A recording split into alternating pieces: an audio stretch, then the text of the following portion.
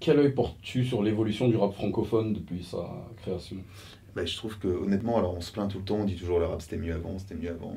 Bien sûr qu'il y avait des périodes super bien avant, et puis tu es toujours dans une nostalgie, tu te rappelles des moments, tu dis ah ça me rappelle ça, j'avais 15-16 piges, donc tu es toujours un peu dans une nostalgie, mais le rap, je trouve que là actuellement, quand tu prends le spectre, bah, tu as des gens encore comme Kerry James qui existent, avec des textes comme Medine, comme Kenny Arcana, avec des textes assez revendicateurs. Et puis à l'opposé, tu vas avoir un maître Gims, que j'inclus aussi dans cette sphère, parce qu'il ne faut pas oublier le parcours d'un mec comme Gims. Gims, il vient de cette scène-là. Il n'a plus rien à prouver, il a fait des centaines de freestyles. Maintenant, c'est un peu plus ce qu'on appelle de la pop urbaine, comme ce que fait Soprano aussi. Mais je trouve que le spectre a jamais été aussi large. Et ben on s'y retrouve, quoi. Il y a tellement de choses et de bonnes choses aussi qui sortent. Tu penses qu'on vit un nouvel âge d'or? Je crois ouais, je pense, honnêtement, ouais, je pense qu'on n'est pas loin d'un nouvel âge d'or, ou même on le vit, mais ça après, il faut toujours un peu plus de temps pour l'analyser. Mais c'est vrai que là, ces derniers temps, on a eu quand même des sorties, et puis des albums, des gros albums, quoi. Même en termes d'écriture, tu vois, mais comme Damso, je trouve que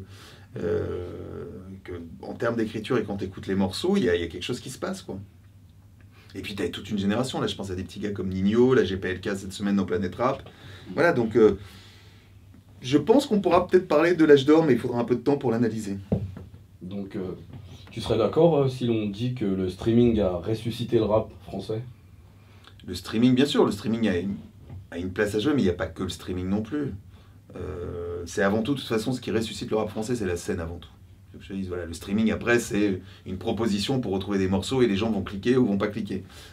Bien sûr que ça aide, donc c'est quelque chose qui aide, mais la radio est encore présente. Moi, quand je vois les scores de Planète Rap, 20 ans après, honnêtement, sur une radio dite jeune, entre guillemets, même si le public reste un peu et est de plus en plus fidèle avec nous, mais j'aurais jamais cru que cette émission tienne 20 ans, plus de 20 ans si tu veux. Donc cette émission est toujours prescripteur, donc c'est un tout, quoi. Il y a le streaming, mais il y a encore la radio, et puis il y a aussi un petit peu la télé de temps en temps qui accueille des artistes pas assez à mon goût, mais je trouve que quand même par rapport aux années 90, on est passé de rien à tout là.